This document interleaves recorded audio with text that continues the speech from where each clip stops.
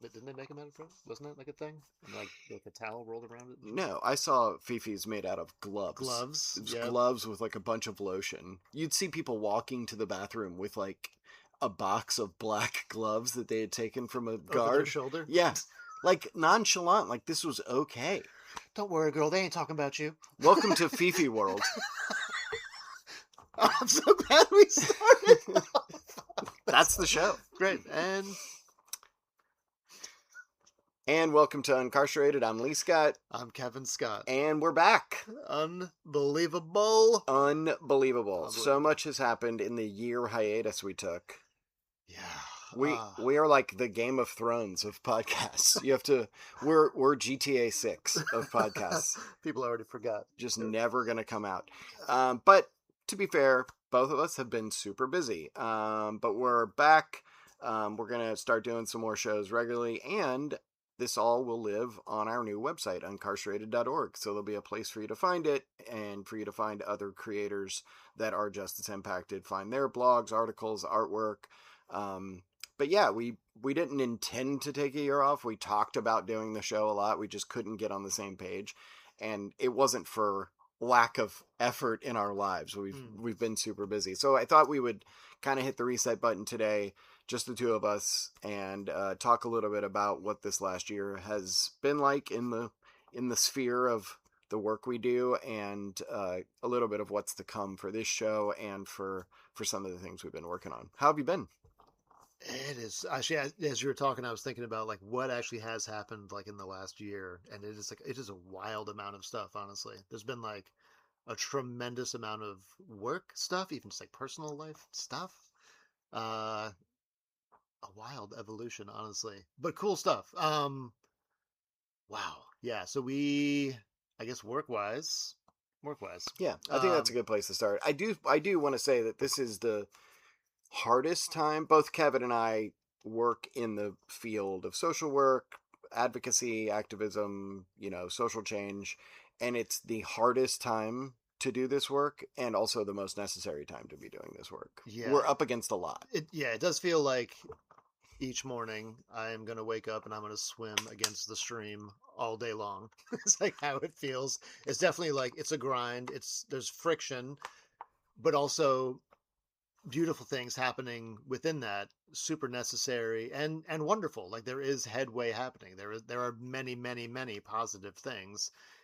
It feels exhausting because there's so much messaging to the contrary, like sort of against what we're doing all the time. So it feels like defunding of things, and yeah, for sure. Yeah, there's like a defeatist mindset, I guess, in some circles as well.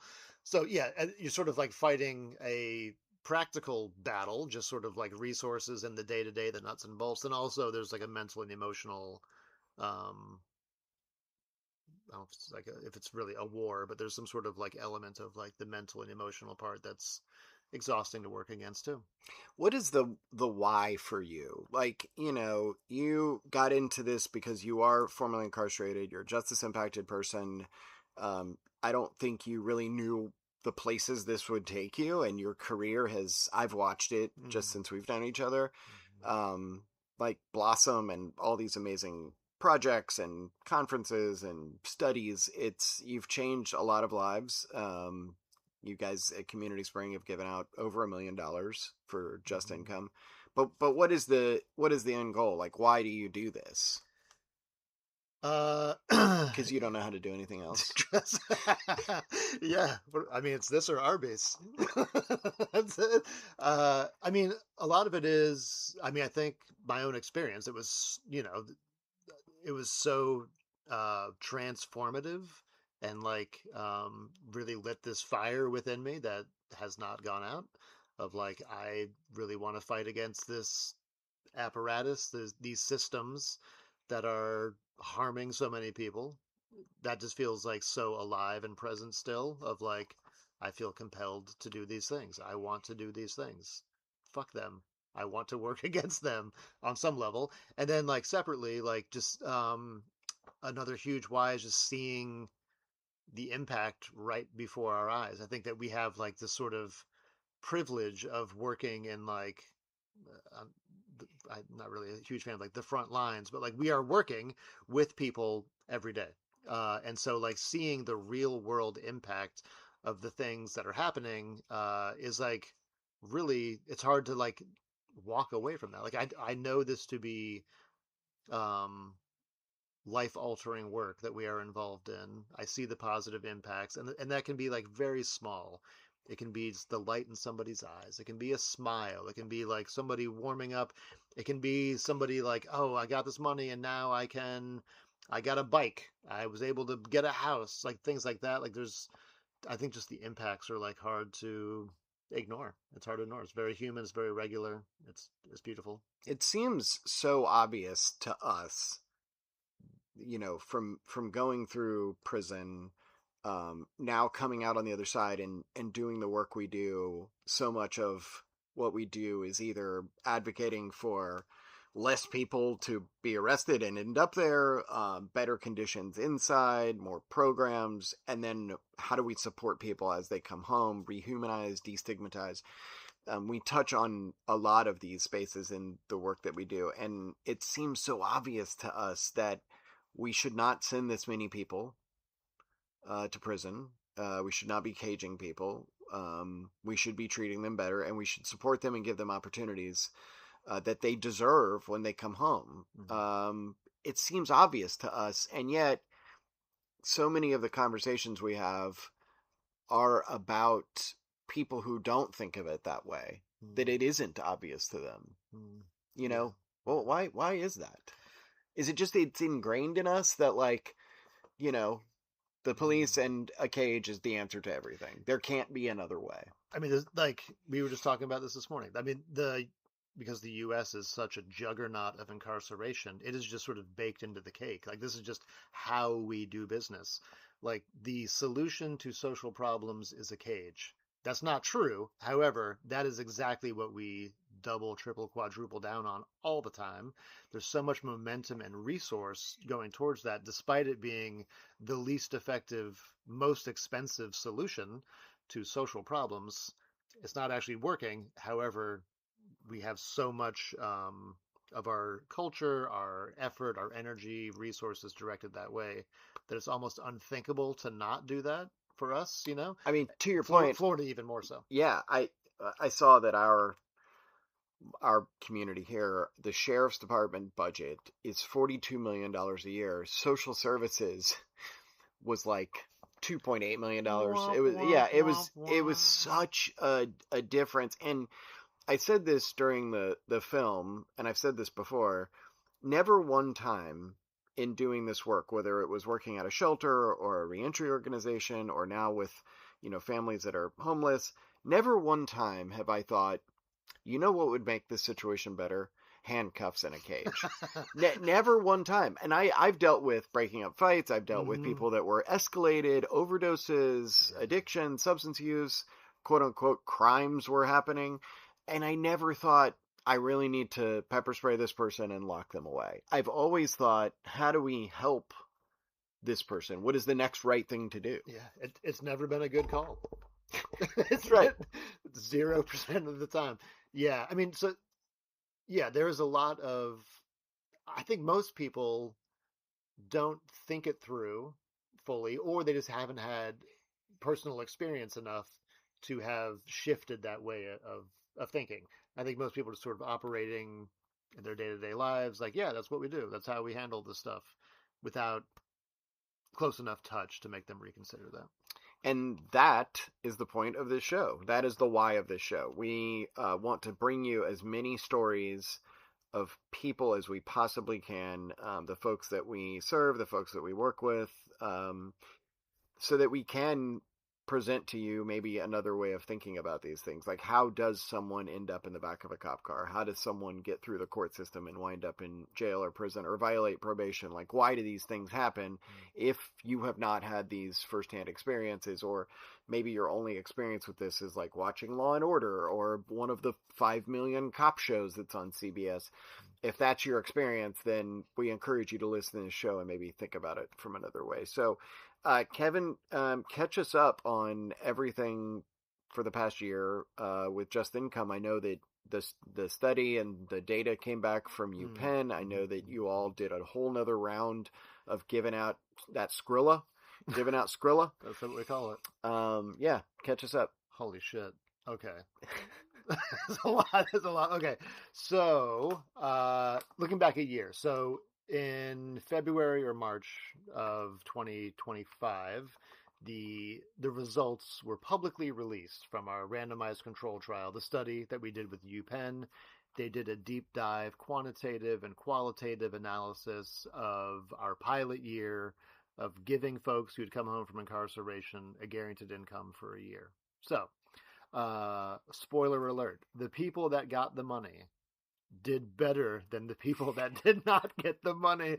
Oh my God. Who saw that coming? What a surprise. But the way that showed up was very surprising. So, even for us. So the question that everyone always asks first, because we deal with folks who've been incarcerated, is what did this do to incarceration and reincarceration, recidivism. And so the folks that got the money, their reincarceration rate was 31% lower than folks that did not get the money. Holy shit. Which is massive. Which basically points to money being a massive contributing factor towards reincarceration or lack of money. So that was huge. Big headline is a guaranteed income keeps bodies out of cages. And Period. Just for frame of reference, recidivism numbers, if that's your goal for your organization, let's say you work at a reentry organization or a financial literacy organization or a mentorship program, and you want to make a dent in recidivism, you're trying to aim for 1 or 2% degrees. I think the recidivism rate in Florida, what do you know offhand? What it is? I know Alachua County was one of the highest in the state. It kind of goes up. It varies depending on how you do. Is it rearrest? Is it return all the way to prison? There's a bunch of competing numbers. Yeah. Really. But yes. But 31% far eclipses any program that I know of. So massively. Yeah. And to make it even more striking, the data that we are looking at with this UPenn report was the calendar year of 2022. And in that time in Alachua County, there were no other reentry resources. So it really was a barren landscape, which kind of gave us this really amazing petri dish to sort of look at. All we did is we gave people money and we treated them with excellence. And so there were no other existing resources here locally in terms of reentry support. So the fact that the numbers were that good makes it all the more compelling. And I'll kind of get to how it has evolved since. So, yeah. That number was 60% in Florida, by the way. 60% are rearrested within 3 years. Okay. So yeah. Amazing. Far eclipsing, to your point, any existing traditional reentry correctional models that we're aware of, at least. So, yeah, recidivism, reincarceration way down. Financial resilience and security went up. Hunger went way down. Well-being, physical and mental well-being went up. Employment, there was not some rash of laziness and people not getting jobs. That's the biggest argument against guaranteed income or universal basic income is, you can't just give people money, they won't work. But that's absolutely not true. It's absolutely not true. The opposite tends to be the way it goes, where people take the money that they get, the guaranteed income, it provides them with resources to get to work, whether that's transportation or clothing, or they have a cushion. They don't have to take a desperate job because they have a little more financial security. They can pay for a certification or a GED 100%. Right. It's so many things go into, getting a better job. And so jobs actually improve. So all in all, really great outcomes from the pilot year, and that was the calendar year of 2022. So it takes a long time. We studied the 12 months of people getting the money, and then the 6 months afterwards to see if there's any sustaining impact. So these numbers are actually even more compelling because it goes into a phase when the money had stopped as well. So this is there's a lasting impact. Then it took a long time just for the data to get crunched and the report to be written up and all the things. And we worked in collaboration with UPenn. They really did an amazing job of putting this report together. So who was it? Who helped you? You Lucius Calute. oh, Dr. Lucius Calute. Thank you very much. Blessings to him. He's amazing. Any reason I can find to say that name, I It's will do awesome. it. He's Yeah, such a it's so great good. guy. So yeah. Lucius was one of our main researchers and did a lot of the qualitative work. Came down and hung out with us in Gainesville several times over the course of the study, and really got a lot of keen insights from our participants. So yeah, that the report came out at the beginning of 2025. So a few times last year, I traveled around sharing the information on panels, doing presentations at reentry conferences, guaranteed income conferences. We spoke at Netroots Nation on a panel with other folks that are doing guaranteed income work, specifically around incarceration, folks who've been incarcerated. Yeah, you were at a conference in New Orleans where Bernie and AOC were. You went to Chicago. You went to San Francisco. Kind of all over the place. Yeah. Yeah, it was fun. It was a fun year. Exciting and cool to Gainesville, Florida has sort of led the way on some of this stuff, which is cool. And then also to be in like collaboration with like EAT in Chicago and the ACLU in Louisiana and doing cool stuff. So Do you ever take a step back and go, I am on a panel in Chicago and I was just in a cage a few years ago? it's crazy shit. It's mind blowing. It is crazy shit. Yeah. Yeah. I mean, I remember specifically being in prison. I've said this before, maybe, and looking out a window of the cell. It was hot, a very hot day. It was like one of those like Florida days where like the sun is just an absolute hammer. And it was just like dead, dense air. I remember looking out the window at this like hot patch of dirt and just being like, I'm never fucking getting out of here. Yeah. Like, I will never Yeah. not be in this cage. So all the things happening now feel beyond imagination. I would never have dared to write up what I'm doing now. It would have seemed too lofty. I would have been setting myself up for disappointment if I had aimed to be doing what I'm doing today, Yeah. which is amazing. Anyway, so we have not stopped giving people money. We've 172 people so far. It's like over 1.3 million dollars.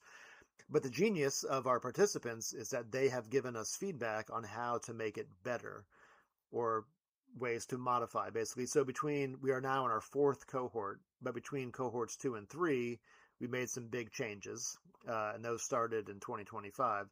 And basically what we did was we opened up the criteria. So instead of being you had to come out in the last 6 months, you could come out in the last 12 months. That came directly from past participants.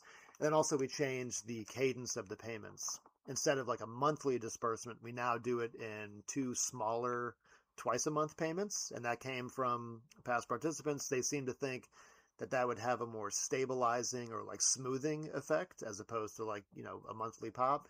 And it turns out, genius, the results have been even better because of that. So our reincarceration rates are even better than what's in the report. They've continued to improve. Same with ability to save, hunger, on every metric.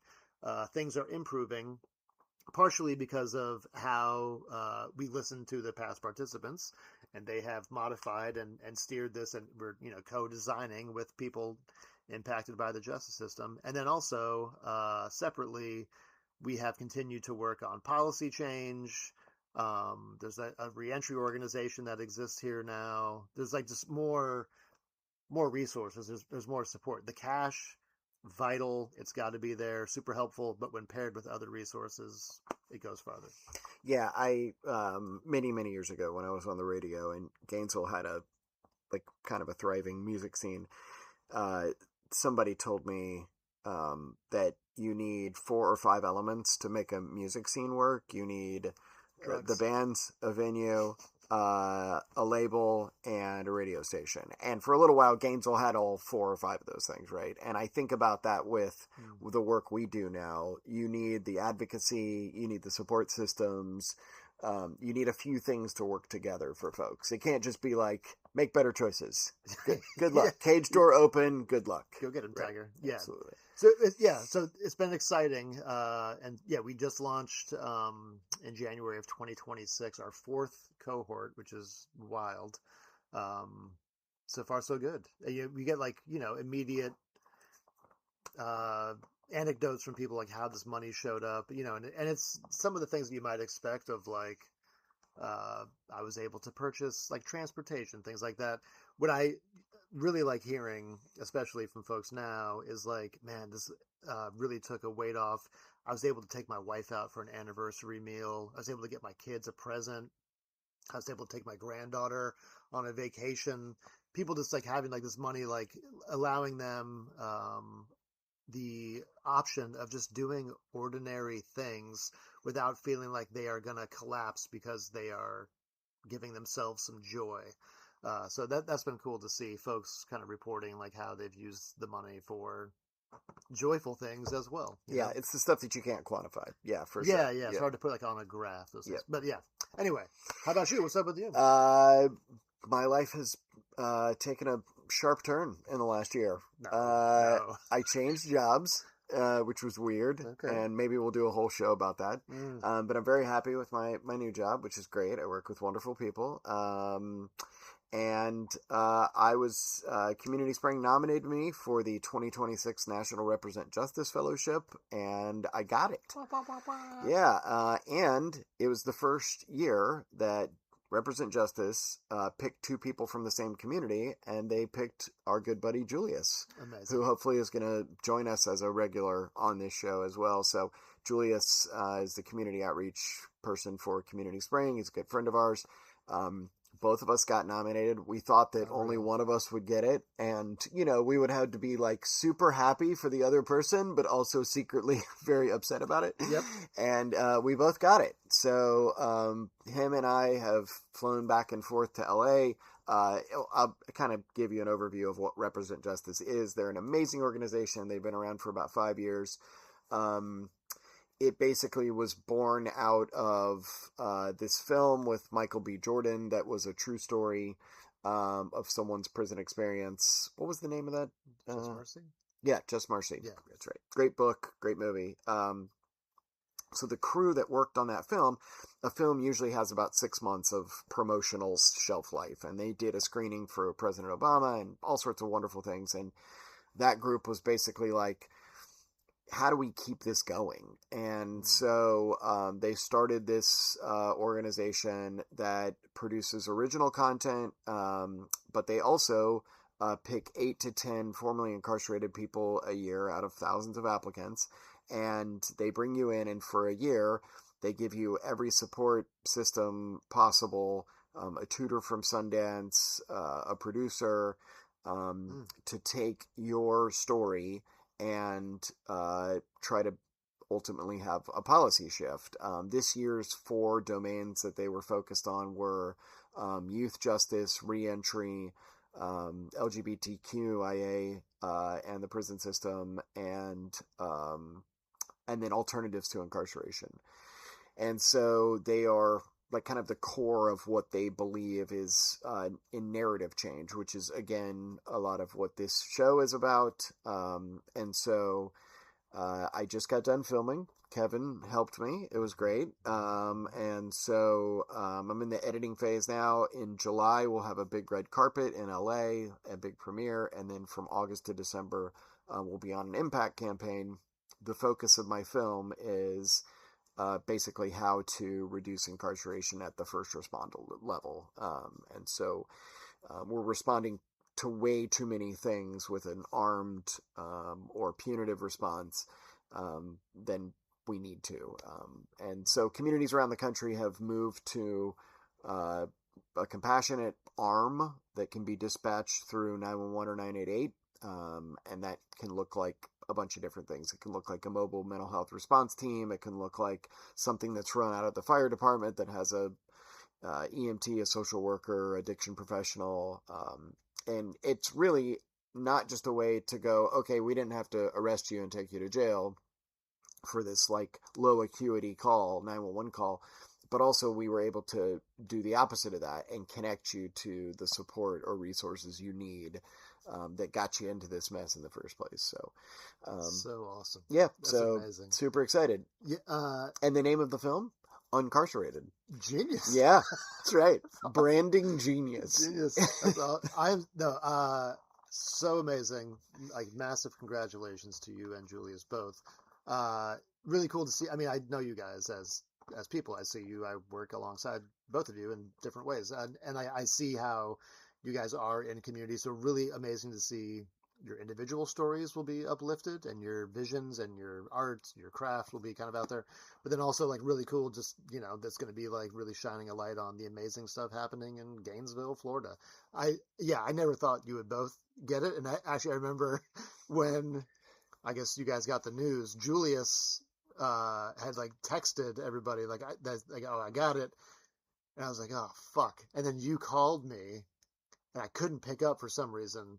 I remember being like, "Oh fuck, I'm gonna have a really hard conversation with this Yeah, dude yeah. in a second." But then there was like I think maybe like a follow up, like I got it. I was like, "Holy shit, they picked both of them. That's really amazing." Which and also it speaks to you guys as individuals that you kind of rose through that selection process. But then also, like I was saying, like just like really cool to see what has been built here in Gainesville and like so much led by people who spent time in cages who are now kind of guiding and leading and doing like really important things here, and like hopefully we'll get a little more shine on Gainesville coming up. Really awesome. Absolutely. I mean, this is not my story is not special enough to make a movie out of it. Yeah, it is. What is true of my story is that it's so many people's story. Mm, When I got to prison, I thought, man, I had like an awful trauma that I did not have the tools to care for myself or respond in a quote unquote healthy way.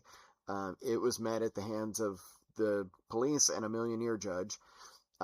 This is pretty unique, right? Like people, if they looked at, what I went to prison for, they'd be like, Jesus, you're not supposed to be in here. mm, File an appeal, right? mm-hmm. But as I made my way from dorm to dorm, prison to prison, and heard people's stories, I was like, oh my God, this is so many people's stories. Yeah. So many people don't need to be here. What they needed was affordable housing, mental health support, livable wages, but what they got was a cage.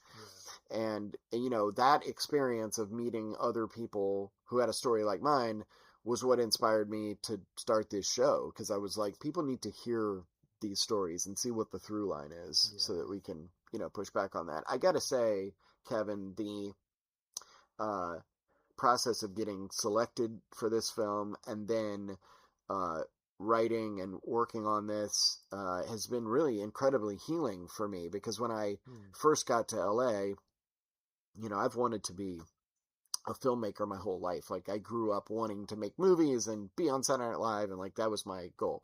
I have zero talent, so that's why that did not happen. That's a But huge problem. huge setback. I did not know that when I was 8 years old.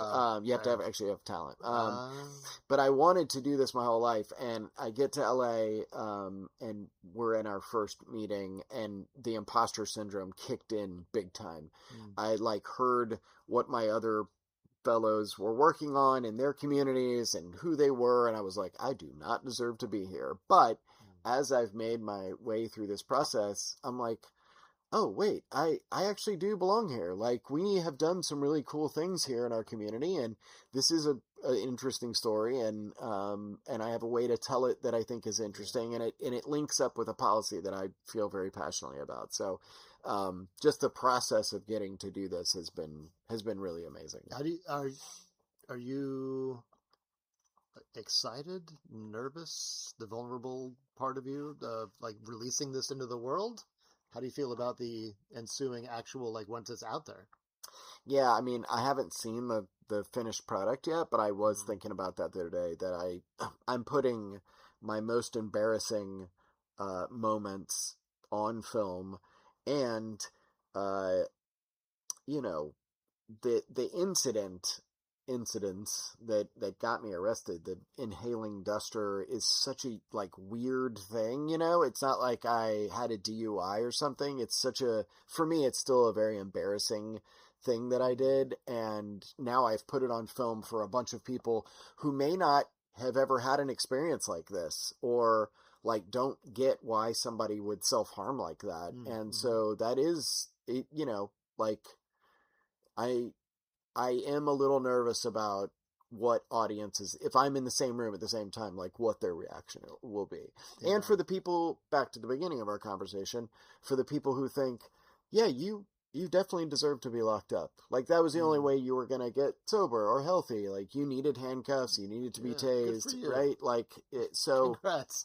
yeah, Yeah, I'm a yeah. little nervous about what that response will be. Yeah, I wonder, I mean, I'm happy that to hear you say that like there's been like some sort of healing through the process so far. I wonder if that will like continue as you as this is shown, as you're in rooms where you're like doing screenings, as you kind of like continue to hear more feedback. I wonder if that'll like No, the first time I get change. criticism, I will completely self-destruct. Just, I Right. want that to be known now. Hell yeah, hell yeah.